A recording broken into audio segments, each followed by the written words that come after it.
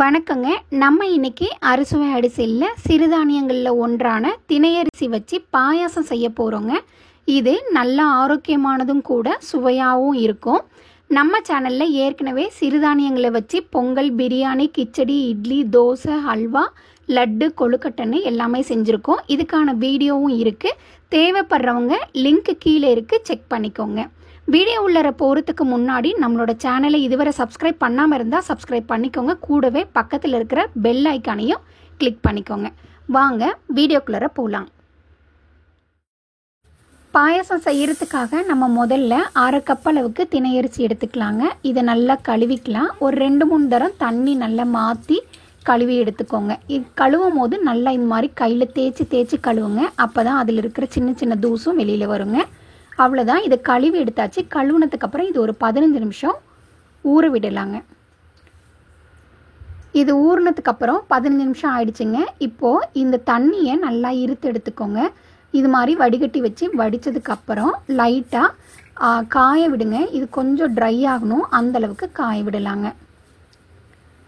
இப்போ ஒரு நல்ல அடிகனமான பாத்திரத்தில் 1 டேபிள் ஸ்பூன் அளவுக்கு நெய் ஊற்றிக்கோங்க. உங்கள்கிட்ட பட்டர் இருந்தாலும் பயன்படுத்திக்கோங்க. இதை வறுத்து எடுத்துக்கலாம். நம்ம திணையரிசி காய வச்சுருந்தோம்ல, அது நல்லா காஞ்சிச்சு. இப்போ இது வறுத்துக்கலாங்க. ஒரு 3 நிமிஷம் வறுத்தா போதும், ரொம்ப நேரம் வறுக்க தேவையில்லை. வறுக்கும் போது லோ ஃப்ளேம்லேயே வச்சு வறுத்துக்கோங்க. இது 3 நிமிஷம் வறுத்ததுக்கப்புறம் நான் இது கூடயே 1/4 கப் அளவுக்கு பாசிப்பருப்பு சேர்த்துக்கிறேங்க. இது ரொம்ப டேஸ்டியாக இருக்கும். இதையும் சேர்த்துனிங்கன்னா வெறும் திணையரிசிலையும் பண்ணலாம், இல்லை 1/4 கப் அளவுக்கு பாசிப்பருப்பும் சேர்த்துட்டிங்கன்னா ரொம்ப டேஸ்ட்டாக இருக்கும். இதையும் வறுத்து விடலாம். ஒரு 5 நிமிஷத்துக்கு வறுத்து விடுங்க. நல்லா வறுத்து விட்டதுக்கப்புறம் இதில் 1 கப் அளவுக்கு தண்ணி விட்டு நல்லா கிளறி விட்டுட்டு இதை அப்படியே ஒரு குக்கருக்கு மாற்றி எடுத்துக்கலாம். இது கூடயே இன்னும் 1 கப் அளவுக்கு தண்ணி விட்டுக்கலாங்க. ஒரு 2 பிஞ்ச் அளவுக்கு உப்பும் சேர்த்திக்கலாங்க. உப்பு சேர்த்துனீங்கன்னா இது நல்ல மெதுன்னு வெந்து வரும். அதுக்காக தான். இப்போது மூடி போட்டு 5 விசிலுக்கு வேக விடலாம். இது வேகட்டும். இந்த சமயத்தில் நம்ம வெல்லத்தையும் ரெடி பண்ணிக்கலாங்க. நான் 1 கப் அளவுக்கு வெல்லம் எடுத்திருக்கேன். இது எனக்கு போதுமானதாக இருக்கும். உங்களுக்கு தேவைன்னா இன்னும் கொஞ்சம் ஒரு 1/4 கப்பு சேர்த்திக்கோங்க. இது கூட ஒரு 1/4 கப் அளவுக்கு தண்ணி விட்டு வெல்லம் கரையிற அளவுக்கு மட்டும் கொதிக்க விட்டு இதை வடிகட்டி எடுத்து வச்சுக்கலாம். இப்போது வாணலில் 2 டேபிள் ஸ்பூன் அளவுக்கு நெய் எடுத்துக்கோங்க. நான் இந்த நெய்யில் நட்ஸ் எல்லாம் வறுத்து விட போகிறேன். உங்களுக்கு என்ன நட்ஸ் வேணுமோ அதை வறுத்து விட்டுக்கோங்க. நான் முந்திரி, திராட்சை, பாதாம் பருப்பு, கொஞ்சம் சாரப்பருப்பு எடுத்துருக்கேங்க. இது எல்லாத்தையும் நான் வறுத்து தனியாக எடுத்து வச்சுக்கிறேன். நீங்கள் வெறும் முந்திரி மட்டும் போடுறதா இருந்தால் கூட போட்டு வறுத்து எடுத்துக்கலாங்க. அவ்வளோதான். இதை நம்ம வெளியில் எடுத்து வச்சுக்கலாம். இந்த சமயத்தில் நமக்கு குக்கரில் வச்சுருந்த அரிசியும் பருப்பும் நல்லா வெந்துருச்சுங்க.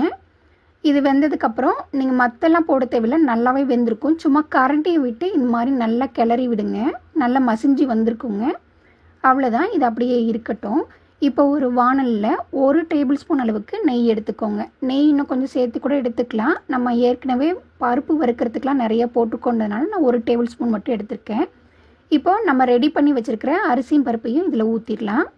ஊற்றிட்டு இது கூடயே இன்னொரு கப் அளவுக்கு தண்ணியும் விட்டு நல்லா கலந்து விட்டு அதில் ஊற்றிடுங்க.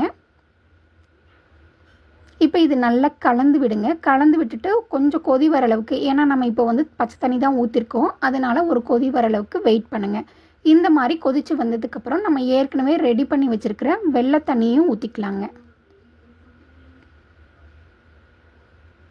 தண்ணி ஊற்றிட்டு நல்லா கலந்து விடுங்க.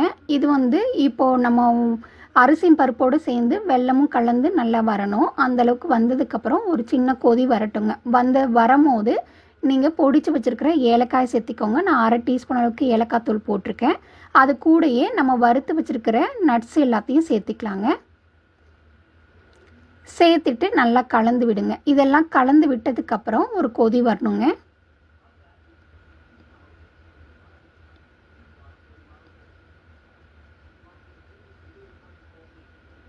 அவ்வளோதான். இந்த மாதிரி கொதி வரும்போது ஒரு 3 நிமிஷம் வேக விட்டால் போதும். கொதி வந்தோடனையும் ஆஃப் பண்ணிடுங்க.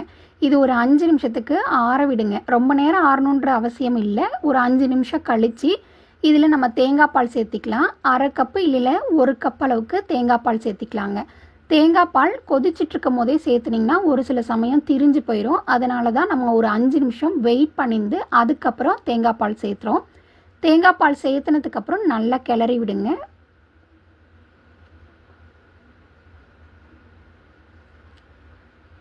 அவ்வளோதாங்க, நம்மளோட டேஸ்டியான ஆரோக்கியமான திணை பாயாசம் சூப்பராக ரெடி ஆயிடுச்சு. இது எல்லாருக்குமே ரொம்ப பிடிக்கும். சின்னவங்கலேருந்து பெரியவங்க வரையும் ரொம்ப விரும்பி சாப்பிடுவாங்க. நீங்கள் மற்ற பாயாசத்தை விட இந்த பாயாசம் ரொம்ப டேஸ்டியாக இருக்கும். உங்களோட பண்டிகை காலங்களில் இந்த மாதிரி ஒரு பாயாசம் உங்கள் வீட்டுக்கும் இருக்கவங்களுக்கு செஞ்சு கொடுங்க. ரொம்ப சந்தோஷமாக சாப்பிடுவாங்க. நீங்களும் உங்கள் வீட்டில் இதை செஞ்சு பார்த்துட்டு எப்படி இருக்குன்னு சொல்லி கமெண்ட்டில் தெரியப்படுத்துங்க. இந்த வீடியோ உங்களுக்கு பிடிச்சிருந்தா லைக் பண்ணுங்கள், ஷேர் பண்ணுங்கள், கமெண்ட் பண்ணுங்கள். தேங்க்யூ.